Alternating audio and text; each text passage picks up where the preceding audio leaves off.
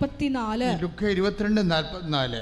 അവൻ തീവ്രവേദനയിൽ മുഴുകി. പറഞ്ഞേ, അവൻ തീവ്രവേദനയിൽ മുഴുകി കൂടുതൽ തീക്ഷ്ണമായി പ്രാർത്ഥിച്ചു. അപ്പൊ തീവ്രവേദനയിൽ മുഴുകുമ്പോ പത്രോസ് അവിടെ ഇരുന്ന് ഉറങ്ങുന്നുണ്ട്. കണ്ടില്ലേ, അവിടെയാണ് വിഷയം വരുന്നത്. തീവ്രവേദനയും മുഴുകുന്നു, ഈശോയും തീവ്രവേദനയും മുഴുകുന്നു, പത്രോസ് ശിഷ്യന്മാരും തീവ്രവേദനയും മുഴുകുന്നു. തീവ്രവേദന മുഴുകിയ ശിഷ്യന്മാരെന്താ പറ്റിയത്? ഉറങ്ങി അവിടെ പോയി. തീവ്രവേദന മുഴുകി ഈശോക്ക് എന്നാ പറ്റിയത്?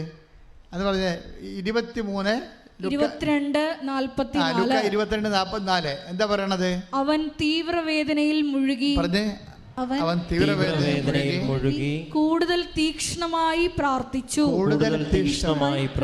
അപ്പൊ തീവ്രവേദനയിൽ മുഴുകുമ്പോ കൂടുതൽ തീക്ഷ്ണമായി പ്രാർത്ഥിക്കണം. ഇതിനാണ് പ്രാർത്ഥന വരവെന്ന് പറയുന്നത്. മനസ്സിലായി? ഇതിനാണ് പ്രാർത്ഥന. വിശ്വാസ വരമുണ്ട്. വിശ്വാസ വരമെന്ന് പറയുമ്പോൾ അഗ്നിശോധനയെ അതിജീവിച്ച നശ്വരമായ സ്വർണത്തെക്കാൾ വിലയേറിയതാണ് പരീക്ഷകളെ അതിജീവിച്ച നിങ്ങളുടെ വിശ്വാസം. അപ്പം പരീക്ഷകളെ അതിജീവിച്ച വിശ്വാസമാണ് എന്ത്? വിശ്വാസ വരം. പരീക്ഷകളെ അതിജീവിച്ച പ്രാർത്ഥനയാണ് എന്ത്? പ്രാർത്ഥന വരം. അപ്പോൾ ഈ പ്രാർത്ഥനാ വരത്തിലേക്ക് നമ്മളെ പതുക്കെ വിളിച്ചുകൊണ്ട് പോകുന്നതിന് പകരമാണ് ദൈവം മിണ്ടാണ്ടിരിക്കും, ദൈവം ആക്ഷേപിക്കും. പല കലാപരിപാടിയുണ്ട് എൻ്റെ അടുത്ത്. മനസ്സിലായ? ആ കാര്യം സംഭവിക്കുന്നത് എന്താണ്? അവളുടെ പ്രാർത്ഥനയ്ക്ക് ആദ്യം മിണ്ടാതിരുന്ന്, രണ്ടാമത്തെ എന്താണ്? അപ്പോസ്തലന്മാർ മധ്യസ്ഥം കൊണ്ടുവന്ന് അത് ഈശോ എടുത്ത് ചവറ്റുകൊണ്ടേ കളഞ്ഞ്. മധ്യസ്ഥ പ്രാർത്ഥന മണ്ണാങ്കട്ട പോളാന്നും പറഞ്ഞ് ഓടിച്ചു തേവനാ ഇല്ലേ?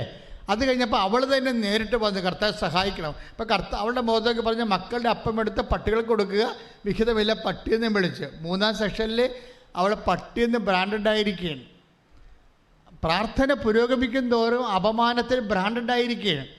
ആ ബ്രാൻഡിങ് കിട്ടിക്കഴിഞ്ഞാൽ, അപമാനം കിട്ടിക്കഴിഞ്ഞാൽ അതിനെ അതിജീവിച്ചുകൊണ്ട് അവൾ ആഘോഷിക്കുന്നുണ്ട്. എന്താണ്? വിശ്വാസം. കർത്താവേ, അത് ശരിയാണ്. എന്താണ് അത് ശരിയാണെന്ന് പറയണത്? അതായത് ഞാൻ പട്ടിയാണ്, പക്ഷേ ഒരു കാര്യം ഈശോ മനസ്സിലാക്കണം. എന്താണ്? പട്ടികൾ പോലും യജമാനന്മാരുടെ മേശയിൽ നിന്ന് വീഴുന്ന അപമാനിക്കപ്പെട്ടാലും അവൾ വിട്ടുകൊടുക്കാൻ തയ്യാറല്ല. മനസ്സിലായില്ല? ഈ അപമാനിക്കപ്പെട്ടാലും വിട്ടുകൊടുക്കാൻ തയ്യാറല്ല. അത് വിശ്വസിക്കുമ്പോഴാണ് O woman your faith is great എന്ന് പറയണത്. എന്താണ്? നിൻ്റെ വിശ്വാസം വലുതാണ്. ഈ വലിയ വിശ്വാസമുണ്ട്, ചെറിയ വിശ്വാസമുണ്ട്. ഈ അതിജീവിച്ച വിശ്വാസത്തെയാണ് വലിയ വിശ്വാസം എന്ന് പറയുന്നത്. അതാണ് വിശ്വാസ വരം. അതുപോലെ തന്നെ ചെറിയ പ്രാർത്ഥനയുണ്ട്, വലിയ പ്രാർത്ഥനയുണ്ട്. അതിജീവിച്ച അപമാനങ്ങളെ അതിജീവിച്ച പ്രാർത്ഥനയാണ് പ്രാർത്ഥനാ വരമെന്ന് പറയണത്. ദൈവം ഉദ്ദേശിക്കുന്നത് ഈ ഓരോ സ്റ്റെപ്പ് കഴിയുമ്പോഴും ഇതുപോലെയുള്ള വളർച്ച ഉണ്ടാകും. അതിന് ഇഷ്യൂസ് ഡെവലപ്പ് ചെയ്തുകൊണ്ട് വരും ദൈവം. നമ്മളറിയണം. നിങ്ങളെല്ലാം ഇങ്ങനൊരു അടുപ്പിൽ പറ്റിയിരിക്കുക. നിങ്ങൾ വിചാരിച്ചിരിക്കണത് ഉടമ്പടി എടുത്തു കഴിയുമ്പോൾ എല്ലാം ഓക്കെ ആവുന്നില്ലേ? ആദ്യത്തെ സെഷനിലെല്ലാം ഓക്കെ ആകും, ഒരു സംശയമില്ല. ആൾക്കാർ ഇടിപെട്ട് സാക്ഷ്യവും പറയും. പക്ഷേ നിങ്ങൾ വിചാരിക്കരുത് എന്നും കൊന്നും സാക്ഷ്യവും പറഞ്ഞുകൊണ്ടിരിക്കാമെന്ന് വിചാരിക്കരുത്. കാര്യം കർത്താവ് അതിനേക്കാൾ അടുത്ത സ്റ്റെപ്പിലേക്ക് നിങ്ങളെ കൊണ്ടുപോകും, വിശ്വാസവരത്തിലേക്കും പ്രാർത്ഥനാവരത്തിലേക്കും. അപ്പം നിങ്ങളെ വളർത്തുകയാണ് ദൈവത്തിൻ്റെ ഉദ്ദേശം. എന്ന് വെച്ചാൽ ഇതിന് ഒരു അറ്റവും അറുതിയും ഇല്ലാത്ത ഒരു അവസ്ഥയാണ്. ഇപ്പം 5:48 വായിച്ചേ, മത്തായിയുടെ സുവിശേഷം. സ്തുതിക്കട്ടെ. ഹല്ലേലൂയ, ഹല്ലേലൂയ, ഹല്ലേലൂയ, ഹല്ലേലൂയ, ഹല്ലേലൂയ. യേശുവേ നന്ദി. ഹല്ലേലൂയ, ഹല്ലേലൂയ. മത്തായി 5:48. അതുകൊണ്ട് നിങ്ങളുടെ സ്വർഗസ്ഥനായ പിതാവ് പരിപൂർണനായിരിക്കുന്നത് പോലെ നിങ്ങളും പരിപൂർണരായിരിക്കുവിൻ. വല്ലതും നടക്കും. ഇതാണ് മനസ്സിലിരിപ്പ്. പിന്നെ എങ്ങനെയാണ് പട്ടി പോണാന്നൊക്കെ വിളിക്കാതിരിക്കുന്നത്? ആളിനൊന്നും മുതലാകത്തില്ല. ക്രിസ്തുവിൻ്റെ അടുത്ത് വരുമ്പോൾ നിങ്ങൾ മനസ്സിലാക്കണം, ഇതൊന്നും മുതലാകാത്തൊരു മുതലാളിയാണെന്ന്. കൃപയുടെ വലിയ ഭണ്ഡാരമാണ്.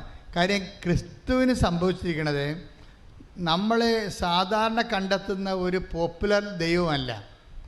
അതായത് സത്യദൈവം നല്ല ശരിക്കും ഇൻവെസ്റ്റ് ചെയ്തിട്ടുണ്ട് ഇതിൻ്റെ അകത്ത്. ഇപ്പോൾ ഇൻവെസ്റ്റ്മെൻറ്റ് നമ്മളും ചെയ്യാനാണ് പറയണത്. നിങ്ങൾക്കറിയാം, ഇതിൻ്റെ സത്യസന്ധത വേണ്ടേ, ആത്മാർത്ഥത വേണ്ടേ. നിങ്ങൾ 24:14 വായിച്ച്, 14 ജോഷുവയുടെ പുസ്തകം 24:14. സ്തുതിക്കട്ടെ. ഹല്ലേലൂയ, ഹല്ലേലൂയ, ഹല്ലേലൂയ, ഹല്ലേലൂയ, ഹല്ലേലൂയ. യേശുവേ നന്ദി, യേശുവേ സ്തുതി. ഹല്ലേലൂയ, യേശുവേ ആരാധന, ആരാധന. ജോഷുവ 24:14. ജോഷുവ 24:14. ആകയാൽ കർത്താവിനെ ഭയപ്പെടുകയും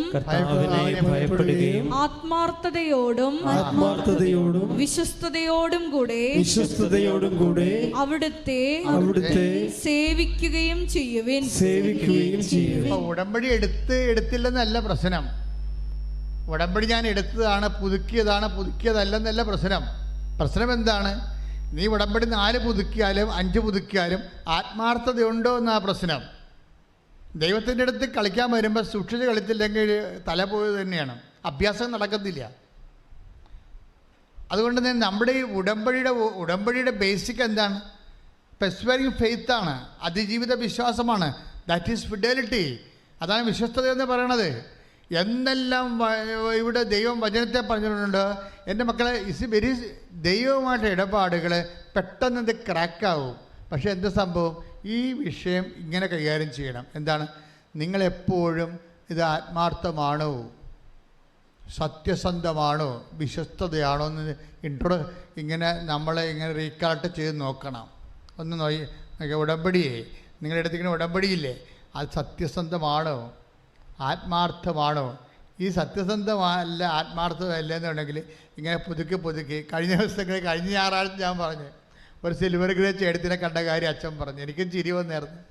ചേച്ചി അത് വെച്ച് ബാർഗെയിൻ ചെയ്യാൻ, ഞാൻ സിൽവർ ഗ്രേ ആണെന്ന്. എന്ന് വെച്ച് കഴിഞ്ഞാൽ അവർ സിൽവർ ഗ്രേയിലേക്ക് 5ാമത്തെ പുതുക്കാണ്. അപ്പോൾ അച്ഛൻ എന്നോട് പറഞ്ഞാണ്, എന്താ പറഞ്ഞത്? ഇവർക്ക് സിൽവർ ഗ്രേയുടെ ഒരു മുഖഭാവമൊന്നും ഇല്ലെന്ന്.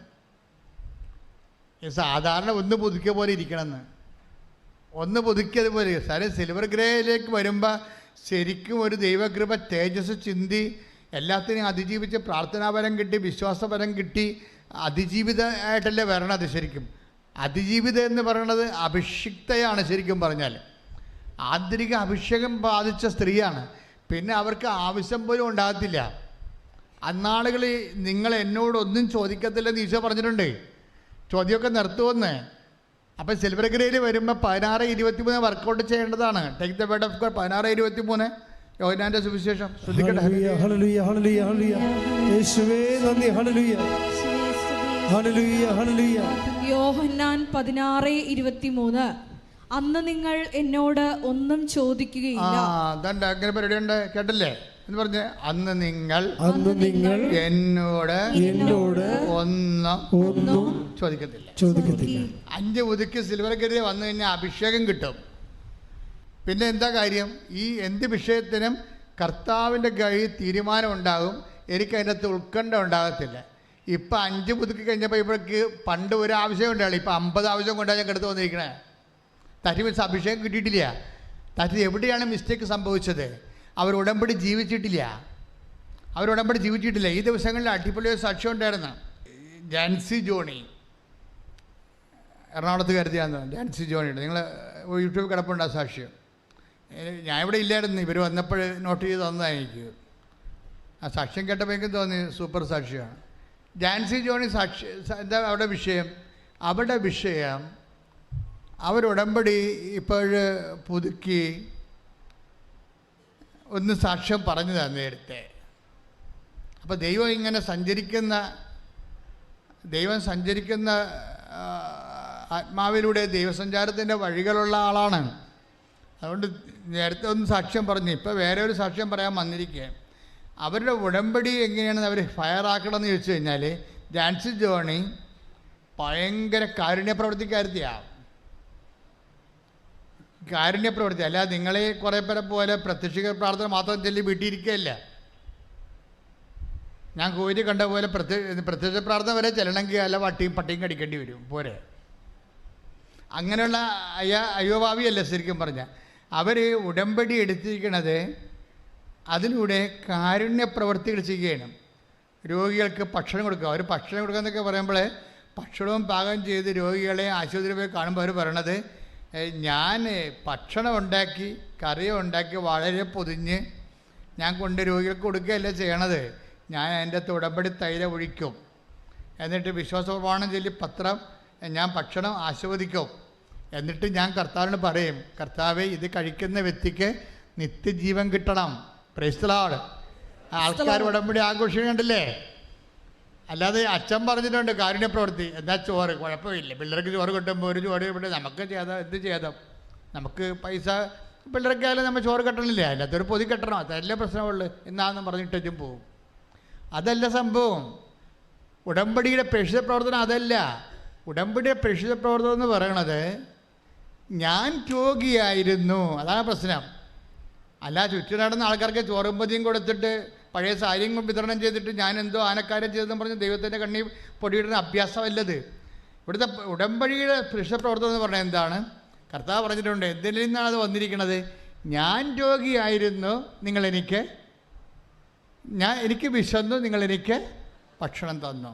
ഞാൻ രോഗിയായിരുന്നു, നിങ്ങൾ എന്നെ സന്ദർശിച്ചു. അപ്പോൾ ജാൻസി ജോണി പറഞ്ഞത് എന്താണെന്നറിയാവോ? ഞാൻ ഈ രോഗിയെ പോയി കാണുന്നുണ്ട്. ആരായിട്ടാണ് ഞാൻ കാണുന്നത്? കർത്താവായിട്ടാണ് കാണുന്നത്. അല്ല ധർമ്മക്കാരനാണ്, അതുപോലെ തന്നെ രോഗിയാണ്, അല്ലെങ്കിൽ ആകാശപ്പറവയാണെന്നും പറഞ്ഞല്ല കാണുന്നത്. ഇങ്ങനെയുള്ള ആൾക്കാർക്കൊക്കെ പേരിട്ടിരിക്കണത് ആകാശപ്പറവയെന്നാണല്ലോ പേരിട്ടിരിക്കണത്. അത് എന്തൊരു ഇടിവെട്ട് പേരാണെന്ന് ദൈവത്തിന് അറിയാം. ആകാശപ്പറവെന്ന് പറഞ്ഞ സംഭവം ഇല്ല. കർത്താവ് പറഞ്ഞത് ഞാൻ ആകാശപ്പറവയെന്നല്ല പറഞ്ഞത്. ആകാശത്തിന് താഴെ കൂടുമില്ല, താഴെ മരവുമില്ല, മുകളിൽ ആകാശമില്ല, പറന്നടക്കണ നിരാലംബരായ മനുഷ്യർ, അങ്ങനൊരു സംഭവം ഇല്ല. കർത്താവ് പറഞ്ഞത് ഉടമ്പടി നമ്മൾ അഭിസംബോധന ചെയ്യണത് ആകാശപ്പറവകളല്ല. മനുഷ്യനെ പിന്നെ ചുമ്മാ അവൻ ജീവിക്കാൻ നിവർത്തിയില്ലെന്ന് പറഞ്ഞുകൊണ്ട് അവൻ ആകാശപ്പറവെന്ന് പറഞ്ഞ് ബ്രാൻഡ് ചെയ്യേണ്ട കാര്യമില്ല. കർത്താവ് എന്താ പറഞ്ഞിരിക്കണത്? ഞാൻ രോഗിയായിരുന്നു, അതാ സംഭവം. കണ്ടില്ലേ? Take the word of God. ശ്രുതിക്കട്ടെ. ഹല്ലേലൂയ. മത്തായി 25:36. അതാണ് സംഭവം. മത്തായി 25:35 വായിച്ചോളൂ. ഞാൻ നഗ്നനായിരുന്നു, നിങ്ങൾ എന്നെ ഉടുപ്പിച്ചു. ഞാൻ നഗ്നനായിരുന്നു. അപ്പം നമുക്ക് വസ്ത്രമില്ലാത്ത ഒരാളെ കണ്ടാൽ, വസ്ത്രം കുറഞ്ഞ ആളെ കണ്ടാൽ അവരാരായിട്ട് കാണണം? ഈശോയായിട്ട് കാണണം. അതാണ് സംഭവം. പിന്നെന്താണ്? ഞാൻ രോഗിയായിരുന്നു, നിങ്ങൾ എന്നെ സന്ദർശിച്ചു. അപ്പം ആശുപത്രി നമ്മൾ പോണത് ആരെ കാണാനാണ്? ഈശോനെ കാണാനാണ് പോണത്. ഈശോയെ കാണാൻ ആരാണ്? ആശുപത്രി നമ്മൾ എന്തിനാ പോണത്? ഈശോനെ കാണാനാണ് പോണത്. ആ വ്യക്തിയിൽ ഈശോനെ കാണണം. ഇപ്പം ജാൻസി ജോയി അങ്ങനെ ഒരു ബ്രാൻഡഡാണ് ആള്. ഇപ്പം ഞാൻ എല്ലാവരിലും ഈശോയെ കാണും. എന്നിട്ട് ഞാൻ അങ്ങനെ ഈശോനെ ശുശ്രൂഷിക്കുന്ന പോലെയാണ് ഞാൻ അവിടുത്തിരുന്ന് ഭക്ഷണം തീരണവരെ കാത്തിരിക്കണത്. അപ്പം അവരെ പ്രാർത്ഥിച്ച് സ്നേഹത്തോടെ അവർ ചെയ്യണ കാരുണ്യ പ്രവൃത്തി ഒരു ഫങ്ഷനല്ല, ഒരു മിഷനാണ്. പറഞ്ഞ മനസ്സിലായില്ലേ? നമുക്ക് വേണമെങ്കിൽ ഇത് ഇപ്പം ഇവിടെ കുറച്ച് നാളും മുമ്പ് ഇവിടെ ഒരു കാരുണ്യ പ്രവർത്തിക്കാരിറങ്ങിയായിരുന്നു. നമ്മുടെ ഇവിടുത്തെ നമ്മുടെ ഇവൻ്റെ ആംബുലൻസിൻ്റെ ഡ്രൈവർ, അയാളും കുറേ ചേടത്തിമാരും കൂടി ഇവിടുന്ന് നിങ്ങൾ കൊണ്ടുവന്ന ഉടുപ്പെല്ലാം കൂടി തുമ്പോളിലെ ഓമനപ്പുഴ എവിടെയോ കൊണ്ടുപോയി കൊടുത്ത് ചുമ്മാ ഉടുപ്പ് കാണിച്ചതേ ഉള്ളൂ. ഇവരുടെ ഉടുപ്പ് വരെ ആൾക്കാർ പറിച്ചുകൊണ്ട് പോയി. എന്നിട്ട് ഞാൻ നോക്കിയപ്പോൾ പുള്ളിക്കാരൻ പ്ലാസ്റ്ററൊക്കെ ഇട്ട് വന്നിരിക്കുകയാണ് ആൾക്കാർ കൈകാര്യം ചെയ്തിട്ട്. ഇതാണ് അവസ്ഥ. ഇത് കാരുണ്യ പ്രവൃത്തിയാണ്? അല്ല. ഇപ്പം നമ്മൾ എന്താ ചെയ്തിരിക്കണമെന്ന് അറിയാമോ? നമ്മൾ അതിനൊരു ബിൽഡിങ് ചെയ്തിരിക്കണം ഇവിടെ. എന്നിട്ട് നിങ്ങൾ തന്നെ വന്നിട്ട് കർത്താവിനെ കണ്ടെത്തണം സമൂഹത്തിൽ നിന്ന്. എന്നിട്ട് നിങ്ങൾ ഇവിടുന്ന് നിങ്ങളുടെ ഉടമ്പടി പേപ്പറിൻ്റെ സ്റ്റാറ്റസ് കാണിച്ചിട്ട് നിങ്ങൾ കൊണ്ടുവന്ന ഉടുപ്പുകൾ നിങ്ങൾ തന്നെ, ഇപ്പോൾ കുറേ ആൾക്കാർ കുറേ ആയിരക്കണക്കിന് ഉടുപ്പ് ഇവിടെ ഇരിപ്പുണ്ട്. നിങ്ങൾ ആ സ്റ്റാറ്റസ് കാണിച്ച് ഉടമ്പടിയുടെ പ്രേക്ഷിത പ്രവർത്തനം അല്ല, വരെ വന്നവർക്ക് പൊട്ടൽ കൊടുക്കത്തില്ല. ഇത് പ്രേക്ഷിത പ്രവർത്തനമാണിത്. അപ്പോൾ പ്രേക്ഷിത ചൈതന്യമുള്ള ആൾക്കാർ വന്ന് പറയണം, ഞങ്ങൾക്ക് നല്ല ഉടുപ്പ് തരണം, ഒരു 3-4 ഉടുപ്പ് തന്നാൽ ഞങ്ങളെ വേണ്ടി പ്രാർത്ഥിച്ച് കൊണ്ടുപോയി ആശുപത്രി കൊടുത്തോളാം. മനസ്സിലായില്ലേ? നിങ്ങളുടെ കൊടുക്കാൻ ഇല്ലയെന്നുണ്ടെങ്കിൽ ഇവിടെ ഉണ്ട്, വന്ന് വാങ്ങിച്ചുകൊണ്ട് പോയാൽ മതി. പക്ഷെ കൊടുക്കുമ്പോൾ ഒരു പ്രശ്നം എന്താ ഉള്ളത്? ഞാൻ നഗ്നനായിരുന്നു. മനസ്സിലായ? അതാണ് വിഷയം. ഞാൻ ജാൻസി ജോയി അങ്ങനെ ചെയ്യണത്. ഞാൻ ഈശോനെ കാണും. ഭക്ഷണം കൊടുക്കുമ്പോൾ തന്നെയും ആ വ്യക്തിയുടെ ആത്മാവിനെ കാണും, ശരീരത്തല്ല കാണുന്നത്. വിശന്ന വയറിനേക്കാൾ ഉപരി വിശന്ന ആത്മാവിനെ കണ്ടിട്ട് അവൾ ഉടമ്പടി തൈലം ഒഴിച്ചിട്ട് ഒരു കുരിച്ചിടും. എന്നിട്ട് പ്രാർത്ഥിക്കും. വിശ്വാസ പ്രമാണം ചൊല്ലി പ്രാർത്ഥിക്കും, കർത്താവേ, ഈ ഭക്ഷണം കഴിക്കുന്ന ആൾ അങ്ങേ കണ്ടെത്തി ജീവിക്കാൻ ഇടയാക്കണമേ. കണ്ട പരിശുദ്ധ പ്രവർത്തനം, ഇതാണ് ഉടമ്പടി പരിശുദ്ധ പ്രവർത്തനം എന്ന് പറയണത്. അപ്പം ഇങ്ങനെ ചെയ്തു വന്നപ്പോൾ ഒരു ദിവസം അവർ ചെന്നപ്പോൾ ഒരു രോഗി ഇരിക്കണം. അയാൾക്കാണെങ്കിൽ ഈ അന്നനാളം മുതൽ വയറ് വരെ ഇങ്ങനെ വ്രണം വെച്ച് ഈച്ചയും പിടിച്ചിരിക്കുക, അന്നനാളം വരെ പ്രാകൃതമായ അവസ്ഥയിലിരിക്കുക വഴിവെക്കിൽ. ഇപ്പോൾ ഒക്കെ സങ്കടമായി. ഇപ്പോൾ ഇവർക്ക് തോന്നി തൽക്കാലം കുറച്ച് ഭക്ഷണം കൊടുത്തിട്ട് പോന്നിട്ട് പിറ്റേ ദിവസം അവർ വിചാരിച്ചത് എന്താണെന്നറിയാവോ? എന്താണ് വിചാരിച്ചത്? ഈ അന്നനാളം പോലെ കുറേ പഴക്കം ചെന്ന വ്രണമാണ്, മണമുണ്ടേ, പുഴുക്കളുണ്ടെന്ന് തോന്നണേ, ഈച്ച പിടിച്ചിട്ടുണ്ട്. അപ്പം അവർ പറഞ്ഞു കേൾക്കണത്, കർത്താവേ നാളെ ചെല്ലുമ്പോൾ ആ രോഗി അവിടെ ഉണ്ടാകണേ. എന്തിനാണ്? ഇവർ ബെറ്റാഡിനെടുത്ത് കുറച്ച് ഫസ്റ്റ് എയ്ഡൊക്കെ എടുത്തുകൊണ്ട് പോവുകയാണ്. അപ്പോൾ ബെറ്റാഡിനെടുത്ത് കഴിഞ്ഞപ്പോൾ അവർ ഡേറ്റ് നോക്കിയപ്പോൾ ബെറ്റാഡിൻ്റെ ഡേറ്റ് കഴിഞ്ഞു പോയി. അപ്പം അത് ഉപയോഗിക്കാൻ പറ്റുകയില്ല. അപ്പോൾ അവർ പറയണതേ ഈശോയ്ക്ക് ഉപയോഗിക്കണമല്ലേ, അപ്പം അത് ഡേറ്റ് കഴിഞ്ഞത് ഉപയോഗിക്കുന്നത് കള്ളത്തരമല്ലേ. അപ്പം ഞാൻ അവിടെ വെച്ചിട്ട് എനിക്ക് സങ്കടത്തോടെ ഞാൻ ചെന്ന് മറ്റു മരുന്നെടുത്തുകൊണ്ട്, അപ്പം ഞാൻ ചെന്ന് അങ്ങേരെ കണ്ടപ്പോഴേ അങ്ങേരുടെ ആ കഴുത്തുമോൽ ഇവിടം വരെ സാധാരണ ശരീരം പോലെ പുറത്തിരിക്കണമെന്ന്. Hallelujah, hallelujah. അതാണ് സംഭവം. ഈശോ അവരുടെ മനസ്സാക്ഷി കണ്ട് കർത്താവ് അവരെ, ആ മനുഷ്യനെ സുഖപ്പെടുത്തി. അയാൾ ഓടി വന്നിട്ടും പറഞ്ഞ് എനിക്ക് 2 പൊതി തരണം, ഒരാൾക്ക് കൂടി കൊടുക്കാനുണ്ടെന്ന്. മക്കളെ, ഇതാണ് ഉടമ്പടിയുടെ പരിശുദ്ധ പ്രവർത്തനം എന്ന് പറയണത്. നിങ്ങൾ ഈശോനെ കാണണം അതിൻ്റെ അകത്ത്. അല്ലാതെ ഇതൊരു ഫങ്ഷൻ പോലെ കണ്ടാൽ ഇത് വർക്കൗട്ട് ചെയ്യത്തില്ല. കാര്യം ഇതിൻ്റെ അകത്ത് ഞാനൊരു കാര്യം നിങ്ങൾ പറയട്ടെ. ഇപ്പോൾ ഈ കാനങ്കാരി അവസാനം എങ്ങനെ അവസാനം, യുവർ ഫെയ്ത്ത് ഈസ് ഗ്രേറ്റ്, നിൻ്റെ വലിയ വിശ്വാസമാണെന്ന് പറഞ്ഞ് കർത്താവ് അവളുടെ വിശ്വാസത്തെ അംഗീകരിച്ച് പറഞ്ഞ് അവൾ അനുഗ്രഹിക്കുകയും ചെയ്ത്. അപ്പം നമുക്ക് ആസ്തിയായി. പക്ഷേ ഇതിന് വേറെ ഇതുപോലെ തന്നെ യഹൂദനല്ലാത്ത ഒരാളെ കാണുന്നുണ്ട് കർത്താവ്. അതൊരു യഹൂദ പ്രമാണി വന്നിട്ട് ശതാധിപനോട് പറയും, ശതാധിപനെ കുറിച്ച് പറയും, ഈ ശതാധിപൻ എന്ന് പറയുന്ന ആളിൻ്റെ ഭൃത്യൻ രോഗബാധിതനായി വീട്ടിൽ കിടക്കുകയാണ്. എന്നിട്ട് 2 കാര്യം പറയും. എന്താ പറയണത് ശതാധിപനെ കുറിച്ച്? ഒന്ന് വായിച്ചോളൂ. 5:7-5 യൂക്കാൻ്റെ സുവിശേഷം. സ്തുതിക്കട്ടെ. ഹല്ലേലൂയ, ഹല്ലേലൂയ, ഹല്ലേലൂയ, ഹല്ലേലൂയ, ഹല്ലേലൂയ. യേശുവേ നന്ദി. ഹല്ലേലൂയ, ഹല്ലേലൂയ, ഹല്ലേലൂയ, ഹല്ലേലൂയ, ഹല്ലേലൂയ. ലൂക്ക 7:5.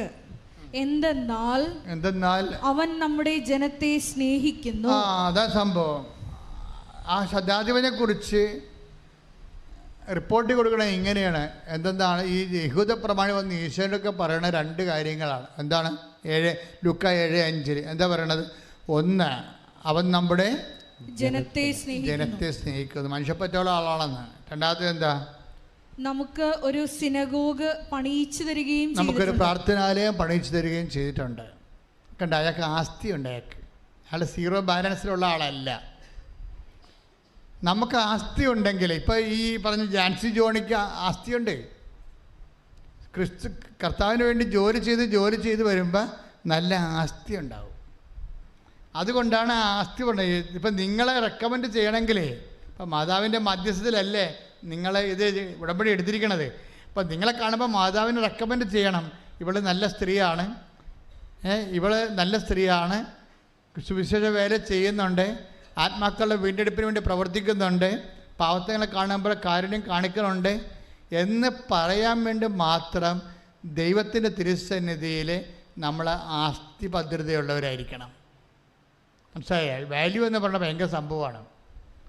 നിങ്ങൾക്ക് എന്ത് വിലയാണുള്ളത്? നിങ്ങൾ നല്ല മനുഷ്യരാണെങ്കിൽ ഉടമ്പടിയോടുകൂടി നിങ്ങളുടെ മൂല്യം വർദ്ധിച്ചിരിക്കും. നിങ്ങൾ ഈ ഉടമ്പടി എടുത്തിട്ട് മകളെ കെട്ടിക്കുക, അല്ലെങ്കിൽ മകന് PR കിട്ടുക, വസ്തു വിൽക്കുക മാത്രമുള്ള കലാപരിപാടിയാണെങ്കിൽ ദൈവത്തെ നിങ്ങളെ ഹെൽപ്പ് ചെയ്യേണ്ട കാര്യം എന്താ? ഒരു കാര്യമില്ല. Why should I help you? അപ്പം അതുകൊണ്ട് എപ്പോഴും നമ്മൾ ശ്രദ്ധിക്കേണ്ട കാര്യം, ഉടമ്പടിയിൽ വലിയ മാറ്റങ്ങൾ, കാര്യം ഉടമ്പടിയേക്കാൾ വലിയ കാര്യം ദൈവത്തിന് ചെയ്യാനില്ല. അപ്പോൾ ആ ഉടമ്പടി കറക്റ്റായിട്ടാണ്, സത്യസന്ധമായിട്ടാണ്, അഭിഷേകത്തോടെയാണ്, ആത്മാർത്ഥതയോടെയാണ്, വിശ്വസ്തയോടെയാണ്. നമ്മുടെ ജോഷുവ 24:14 അനുസരിച്ച് സത്യസന്ധതയുണ്ട്, വിശ്വസ്തതയുണ്ടെന്നുണ്ടെങ്കിൽ ദൈവത്തിന് ഒത്തിരി കാറിപ്പോയി പ്രാർത്ഥിക്കേണ്ട ഒരു കാര്യമില്ല. സത്യസന്ധയും വിശ്വസ്തതയും ഉണ്ടെങ്കിൽ ഓട്ടോമാറ്റിക്കായിട്ട് ദൈവം സത്യമായതുകൊണ്ട് അതിനോട് ആൻസറബിളാണ് എന്നോട്. അപ്പം നിങ്ങൾ ചെയ്യേണ്ടത് ഒത്തിരി കാറിക്കോവി ഇമോഷൻസ് ഒന്നും കാണിക്കാതെ മര്യാദയ്ക്ക് ശാന്തമായിട്ട് ദൈവത്തിൻ്റെ ജോലി ഭംഗിയായിട്ട് ചെയ്യണം, വിശ്വസ്തയോട് ചെയ്യണം, ആത്മാർത്ഥതയോട് ചെയ്യണം. അങ്ങനെ ചെയ്തു വരുമ്പോൾ ദൈവത്തിന് മനസ്സിലാകും നീ വിശ്വാസം ജീവിക്കുന്ന പ്രാർത്ഥനാ വരമുള്ള ഒരാളാണെന്ന്. പ്രാർത്ഥിക്കുക, കർത്താവായ ദൈവമേ, വിശ്വാസം ജീവിക്കുന്ന പ്രാർത്ഥനാ വരമുള്ള ഒരു വ്യക്തിയായി എന്നെ വളർത്തണമേ. ശ്രദ്ധിക്കട്ടെ. ഹല്ലേലൂയ, ഹല്ലേലൂയ, ഹല്ലേലൂയ, ഹല്ലേലൂയ. യേശുവേ നന്ദി. ഹല്ലേലൂയ, ഹല്ലേലൂയ, ഹല്ലേലൂയ. മഹത്വം, മഹത്വം, ആരാധന, ആരാധന. യേശുവേ പ്രാർത്ഥനാ വരം നൽകി ഞങ്ങളെ ഓരോരുത്തരെയും അനുഗ്രഹിക്കണമേ. ഹല്ലേലൂയ. കാണുന്നു ഞാൻ വിശ്വാസത്താൽ എൻ മുൻപിൽ ചെങ്കടൽ ഉണ്ടാകുന്നു. കാണുന്നു ഞാൻ വിശ്വാസത്താൽ എൻ മുൻപിൽ ചെങ്കടൽ ഉണ്ടാകുന്നു. കാണാത്ത കാര്യങ്ങൾ കൺമുൻപിലെന്ന പോൽ വിശ്വസിച്ചിടുന്നു എൻ കർത്താവേ. കാണാത്ത കാര്യങ്ങൾ കൺമുൻപിലെന്ന പോൽ വിശ്വസിച്ചിടുന്നു എൻ കർത്താവേ. കാണുന്നു ഞാൻ വിശ്വാസത്താൽ എൻ മുൻപിൽ ചെങ്കടൽ ഉണ്ടാകുന്നു. സ്തുതിക്കട്ടെ. ഹല്ലേലൂയ, ഹല്ലേലൂയ, ഹല്ലേലൂയ, ഹല്ലേലൂയ, ഹല്ലേലൂയ. യേശുവേ നന്ദി. ഹല്ലേലൂയ. ആരാധന. ഹല്ലേലൂയ. മഹത്വം, മഹത്വം, ആരാധന, ആരാധന. ഹല്ലേലൂയ, ഹല്ലേലൂയ. യേശുവേ ഞങ്ങൾക്ക് വിശ്വാസം പ്രാർത്ഥനാ വരം നൽകണമേ. യേശുവേ തീവ്രവേദനയിൽ മുഴുകുമ്പോൾ പോലെ തീഷ്ണമായി പ്രാർത്ഥിക്കുവാനുള്ള അഭിഷേകം നൽകണമേ. ഹല്ലേലൂയ, ഹല്ലേലൂയ. യേശുവേ ആരാധന. ഹല്ലേലൂയ. പരിശുദ്ധ പരമദിവ്യകാരുണ്യത്തിന് ആരാധനയും സ്തുതിയും പുകഴ്ചയും ഉണ്ടായിരിക്കട്ടെ. പരിശുദ്ധ പരമദിവ്യകാരുണ്യത്തിന് ആരാധനയും സ്തുതിയും പുകഴ്ചയും ഉണ്ടായിരിക്കട്ടെ. പരിശുദ്ധ പരമദിവ്യകാരുണ്യത്തിന് ആരാധനയും സ്തുതിയും പുകഴ്ചയും ഉണ്ടായിരിക്കട്ടെ. ലുക്ക 10:30 എഴുതേ. ലുക്ക 10:37. ശ്രുതിക്കട്ടെ. ഹല്ലേലൂയ, ഹല്ലേലൂയ, ഹല്ലേലൂയ, ഹല്ലേലൂയ. ലൂക്ക 10:37. അവനോട് കരുണ കാണിച്ചവൻ എന്ന് ആ നിയമജ്ഞൻ പറഞ്ഞു. യേശു പറഞ്ഞു, നീയും പോയി അതുപോലെ ചെയ്യുക. അതായത് കരുണ ഒരു വാല്യൂ ആണ്. ഇതിൻ്റെ ഉടമ്പടിയുടെ ഒരു വാല്യൂ ആണ് കരുണ. കരുണ എന്തിനു വേണ്ടിയുള്ളതാണ്? കാണിക്കാനുള്ളതാണ്. മനസ്സിലായില്ലേ? കരുണ ചുരുട്ടിക്കെട്ടി പെട്ടിടകത്ത് വെച്ച് അലമാരിയിട്ട് താക്കോലിട്ട് പൂട്ടാനുള്ളതല്ല, കരുണ കാണിക്കാനുള്ളതാണ്. കരുണ ഒരു വാല്യൂ ആണ്. ഈ കരുണ നമുക്ക് ഡെവലപ്പ് ചെയ്ത് വന്നിട്ടുണ്ടോ എന്ന് നോക്കണം. ഉടമ്പടിയോട് കൂടി നിങ്ങളുടെ വസ്ത്രങ്ങൾ പങ്കുവെക്കുന്നു, അല്ലെങ്കിൽ ഭക്ഷണം പങ്കുവെക്കുന്നു അല്ല പ്രശ്നം. നിങ്ങൾക്ക് കരുണയെന്ന കരുണയെന്ന് പറഞ്ഞാൽ എന്താ? മാർപ്പാപ്പ ഉൾപ്പെടെയുള്ള സഭയുടെ എല്ലാ ആൾക്കാരും കരുണയെക്കുറിച്ച് പറയും. കരുണയെന്ന് പറഞ്ഞാൽ എന്താ ശരിക്കും പറഞ്ഞാൽ? What is it? കരുണയെന്ന് പറഞ്ഞു കഴിഞ്ഞാൽ കൊടുക്കുന്ന, സഹിക്കുന്ന സ്നേഹത്തിനാണ് ഈ കരുണയെന്ന് പറയണത്. അർഹതയില്ലാത്ത സ്ഥലത്ത് കൊടുക്കുന്ന, കൈമാറുന്ന സ്നേഹത്തിനാണ് കരുണയെന്ന് പറഞ്ഞ സ്നേഹം തന്നെയാണ്. പക്ഷേ ഈശോ പറഞ്ഞിട്ടുണ്ട്, നിങ്ങളെ സ്നേഹിക്കുന്നവരെ മാത്രം സ്നേഹിച്ചാൽ നിങ്ങൾക്ക് എന്താണ് പ്രതിഫലത്തിന് എന്താണ് അവകാശം? അപ്പം പ്രതിഫലത്തിന് അവകാശമില്ലാത്ത വ്യക്തികളുണ്ടാവും സമൂഹത്തിൽ. മനസ്സിലായില്ലേ? പ്രതിഫലത്തിന് അവകാശമില്ലാത്ത, നിങ്ങൾ കരുണ കാണിക്കാൻ യാതൊരു അർഹതയുമില്ലാത്ത വ്യക്തികളുണ്ടാവും. നിങ്ങൾ പറയാം, അവൻ ഞങ്ങളുടെ ഇപ്പം നിങ്ങൾ കുടുംബത്തിൽ തന്നെ വിചാരിച്ചോ, കുടുംബത്തിൽ തന്നെ ഇപ്പം നിങ്ങളുടെ അനിയൻ്റെ അവൾക്ക് പഠിക്കാൻ പൈസ ഇല്ല. അപ്പം നിങ്ങളെന്താ പറയണത്? ഞങ്ങൾക്ക് കിട്ടിയത് തന്നെ ഓഹരി തന്നെയാണ്, അവന് കിട്ടിയ ഓഹരി തന്നെ ഞങ്ങൾക്കും കിട്ടിയത്. അവൻ കുടിച്ച് തേച്ച് മുഴുകി കളഞ്ഞ്. അതിനിപ്പോൾ ഞങ്ങളെന്നാ ചെയ്യാനാ? മനസ്സിലായില്ലേ? ചേട്ടൻ അനുജന് തുല്യ പങ്കാളിത്തമാണ് കിട്ടിയിരിക്കണത്. അപ്പം മറ്റും വെള്ളം അടിച്ച് വീശി കളഞ്ഞ് അതിൻ്റെ ഭവിഷ്യത്തായിട്ട് അനുഭവിക്കണം അവൻ്റെ മകളാണ് അല്ലേ. അവളുടെ മകൾ 1-2 വയസ്സ് വ്യത്യാസമേ ഉള്ളൂ. അപ്പോൾ അതേസമയം തന്നെ ഞങ്ങളെന്ത് ചെയ്യാനാണ്? ഞങ്ങൾക്കും കിട്ടിയ ഓഹരി തന്നെയാണ് അവർക്കും കിട്ടിയത്, അവർക്ക് കിട്ടിയത് തന്നെയാണ് ഞങ്ങൾക്കും കിട്ടിയത്. അവൻ കുടിച്ച് തേച്ച് കഴിക്കഴിഞ്ഞാൽ ഞങ്ങളെന്ത് ചെയ്യാനാണ്? അവിടെയാണ് പ്രശ്നം. ഇവളെന്താ ഇങ്ങനെ പറയാൻ കാര്യം? അവളെങ്ങാനും സഹായിച്ചാൽ അവളും പഠിച്ച് ഇവളുടെ മകളെപ്പോലെയാകും. അതാകരുത്. അതിനാണ് ഈ ഉടായ്പ് പറയണത്. ആൾ ഉടമ്പടി എടുത്ത് സിൽവർ ഗ്രേയായിട്ട് പറഞ്ഞൊരു കാര്യമില്ലേ, കയ്യിരിപ്പ് മോശമാണ്. പറഞ്ഞ് നിങ്ങൾക്ക് മനസ്സിലാവുന്നുണ്ടോ ഞാൻ പറയണത്? ഈ ചേട്ടത്തിയുടെ ചേട്ടൻ്റെ ഭാര്യ ഭർത്താവ് പറഞ്ഞിരിക്കുകയാണ് അവർക്ക് കോളേജിൽ കൊടുക്കാനോ അല്ലെങ്കിൽ അവിടെ കൊടുക്കാൻ മാർക്ക് ലിസ്റ്റ് തിരിച്ച് കിട്ടാനോ പൈസ ഇല്ല കൊടുക്കാൻ. അപ്പോൾ അത് പൈസ ഇല്ല എന്ന് പറഞ്ഞ് കൊടുക്കുമ്പോൾ ഇവർ പറഞ്ഞത് എന്താണ്? ഞങ്ങൾക്ക് ഇതൊക്കെ എന്ത് കാര്യം, ഞങ്ങൾക്ക് കിട്ടിയ അത്രയും കാശ് തന്നെ അവർക്ക് കിട്ടിയായിരുന്നു. അനിയെ കുടിച്ച് തേച്ച് കഴുകി കളഞ്ഞിട്ടാണ് അത് നശിപ്പിച്ചത്. അതിനിപ്പം ഞങ്ങൾക്ക് എന്ത് കാര്യമെന്ന് ചോദിച്ചു കഴിഞ്ഞാൽ ഇങ്ങനെ ഒരു സിറ്റുവേഷൻസ് ഉണ്ടാവും. അതാണ് ഈശോ പറഞ്ഞത്, നിങ്ങളെ സ്നേഹിക്കുന്നവരെ മാത്രം നിങ്ങൾ സ്നേഹിച്ചാൽ പ്രതിഫലത്തിന് എന്താണ് അവകാശം. അപ്പം എൻ്റെ അർത്ഥം എന്താണ്?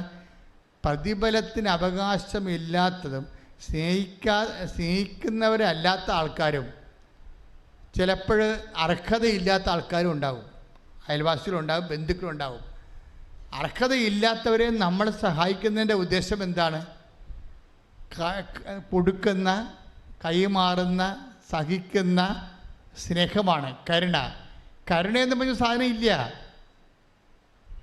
നമ്മളുടെ ബിബ്ലിക്കലി സ്പീക്കിംഗ് കരുണ, ലോകത്ത് കരുണയുണ്ട് സ്വാഭാവികമായി. ഇപ്പോൾ ഷിബിയൊക്കെ ഉള്ള രാജാക്കന്മാർക്ക് കരുണയുടെ പ്രതീകമായിട്ട് നമ്മുടെ ഭാരത മീമാംസകളൊക്കെ അവതരിപ്പിച്ചിട്ടുണ്ട് കരുണയാണ്. പക്ഷെ നമ്മളുടെ കരുണയങ്ങ അല്ല അത്. നമ്മളുടെ കരുണ ദൈവപിതാവ് അർഹതയില്ലാത്ത നമ്മളോട് ക്രിസ്തുവിനെ നൽകിക്കൊണ്ട് കാണിച്ചൊരു കരുണയുണ്ട്. ആ കരുണയോട് ഐക്യദാർഢ്യം പുലർത്തിക്കൊണ്ട് നമ്മൾക്ക് നമ്മുടെ ധനങ്ങളും സമയവും സമ്പത്തും കൈമാറുമ്പോൾ ഉണ്ടാകുന്ന ഒരു സ്നേഹത്തിൻ്റെ ഒരു സമർപ്പണമുണ്ട് ദൈവനാമത്തിലുള്ള. അതിനാണ് കരുണയെന്ന് പറയണത്. അപ്പം ഞാൻ നിങ്ങളോട് കരുണ കാണിച്ചതുപോലെ നിങ്ങളും കരുണ കാണിക്കേണ്ടതായിരുന്നില്ലേ? അപ്പം നമ്മളുടെ കരുണയെന്ന് പറയണത് ഞാൻ നിങ്ങളോട് കരുണ കാണിച്ചതുപോലെ. ആര്? ഈശോ നമ്മളുടെ പാപത്തിന് പരിഹാരമായിട്ട് ക്രൂശിക്കപ്പെട്ടുകൊണ്ട് നമ്മളെ വീണ്ടെടുത്ത് വില കൊടുത്ത് നമ്മളെ വിലക്ക് വാങ്ങിയിട്ട് കാണിച്ചിട്ടുള്ളൊരു കരുണയുണ്ട്.